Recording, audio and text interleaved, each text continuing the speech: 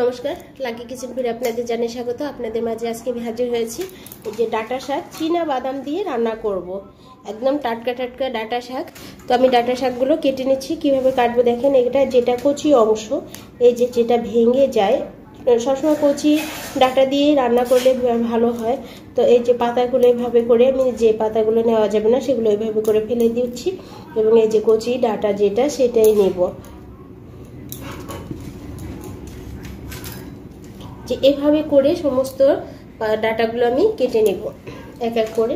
তো আমি কচি ডাঁটাগুলোই নিয়ে এসেছি বাজার থেকে, আপনাদের দেখিয়ে দিচ্ছি কিভাবে কাটতে হবে। এভাবে করে কেটে নিতে হবে, একদম ছোট যেগুলো এভাবে করতে হবে, আর যেগুলো একটু বড় সেগুলো একটু ভেঙে নিতে হবে।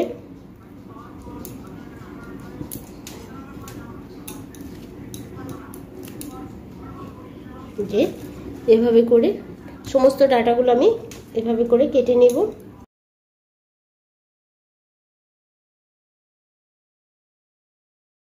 তো বন্ধুরা, আমার সব শাকগুলো বাছা হয়ে গেছে, দেখেন কত সুন্দর করে বেছে নিয়েছি। এবার এগুলো ধুয়ে রান্না করতে যাব। তো আমি ধুয়ে নিব। এবার ভালো করে ধুতে হবে, শাক অবশ্যই ভালো করে ধুয়ে নিতে হবে, তা না হলে আবার বালুতে কি করবে, বালু কুচকুচ করবে। এবার আমি শাকগুলো ধুয়ে নিয়ে আসবো।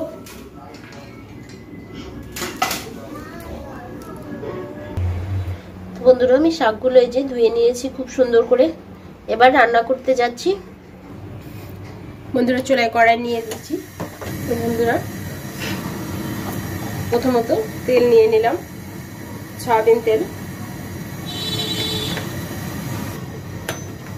এবার আমি নিয়ে নিচ্ছি পেঁয়াজ বাটা,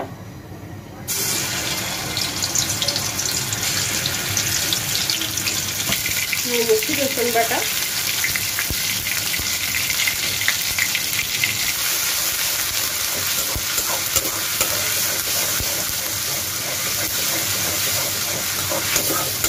এবার এটাকে ভালো করে কষিয়ে নিব।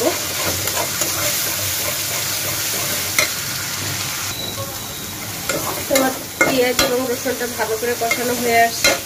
এবার আমি দিয়ে দিচ্ছি হলুদের গুঁড়া, দিয়ে দিলাম হলুদের গুঁড়া।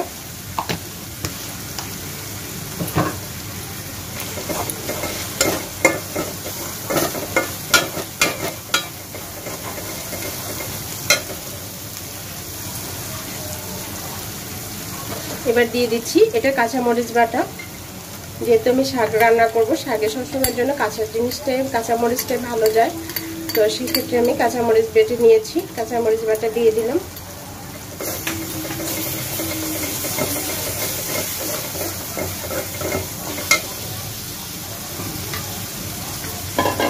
আমি সামান্য একটু জল নিয়ে নিচ্ছি।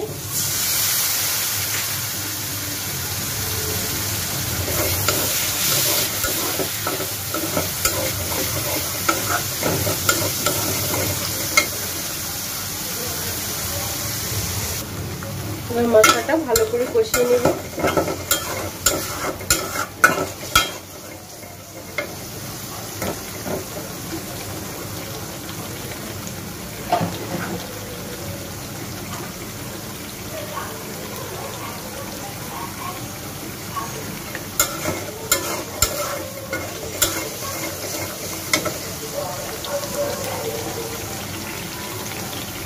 বন্ধুরা, এবার এই যে চীনাবাদাম বেটে রেখেছিলাম, চীনাবাদামটা বাটার পেস্টটা দিয়ে দিব।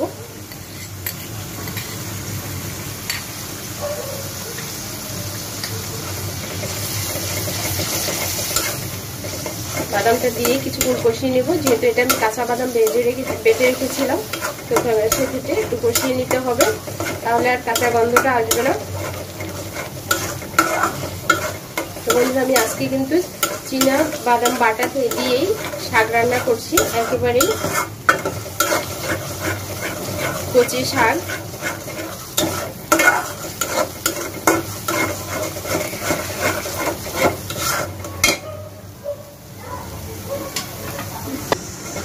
তো বন্ধুরা, আমার এটা কষানো হয়ে গেছে। এবার আমি এটা জল দিয়ে দিব।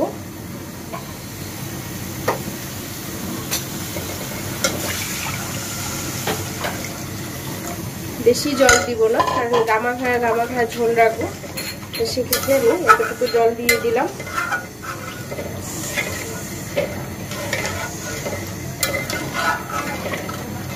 এবার ঝোলটা ফুটে উঠলে শাকগুলো দিয়ে দিব।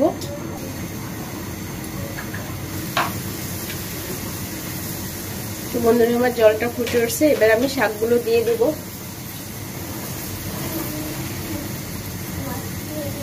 এক এক করে শাকগুলো সব দিয়ে দিব।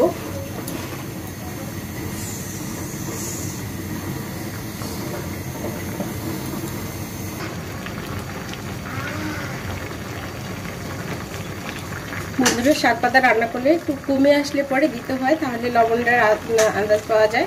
তো সেক্ষেত্রে আমি এবার স্বাদ মতো লবণ দিয়ে দিচ্ছি।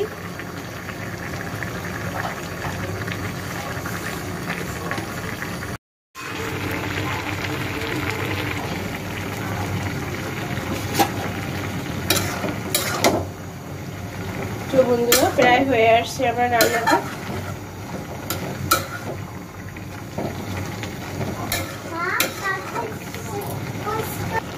তো বন্ধুরা আমার রান্না প্রায় হয়ে গেছে, আমি এবার ফোড়ন দেব। ফোড়নের জন্য নামিয়ে নিচ্ছি।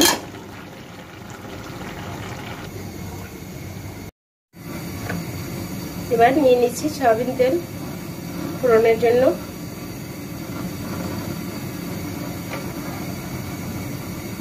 তেল গরম হয়ে গেছে, আমি গোটা জিরে দিয়ে দিলাম।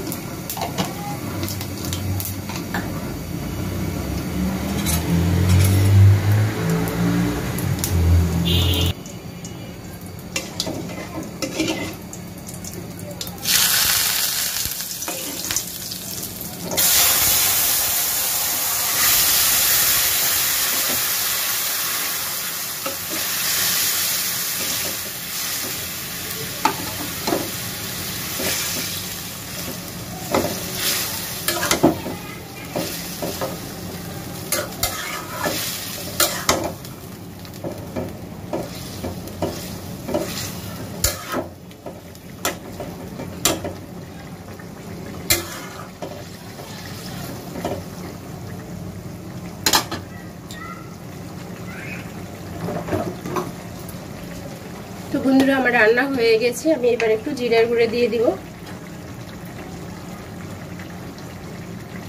জিরার গুঁড়ো দিয়ে দিলাম।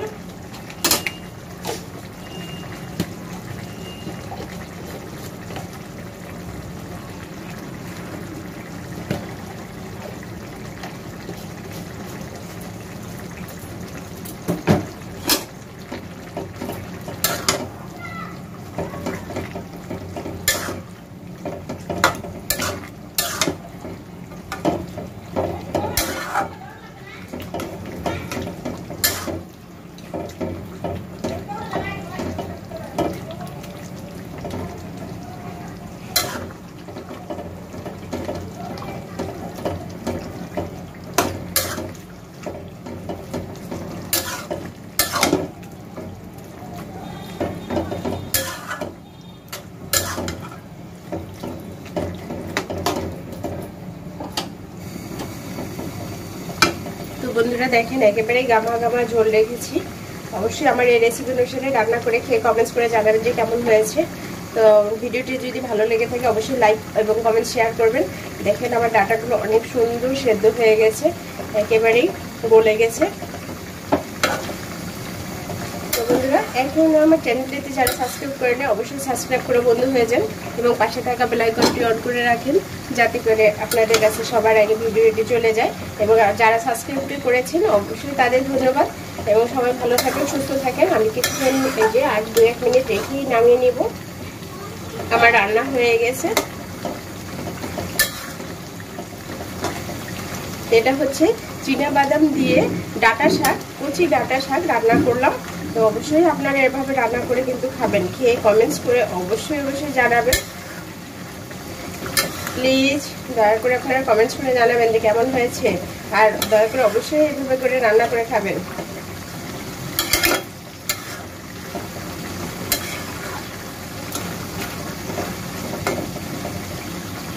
প্রত্যেকটা ডাটা দেখেন আমার সুন্দর সিদ্ধ হয়ে গেছে।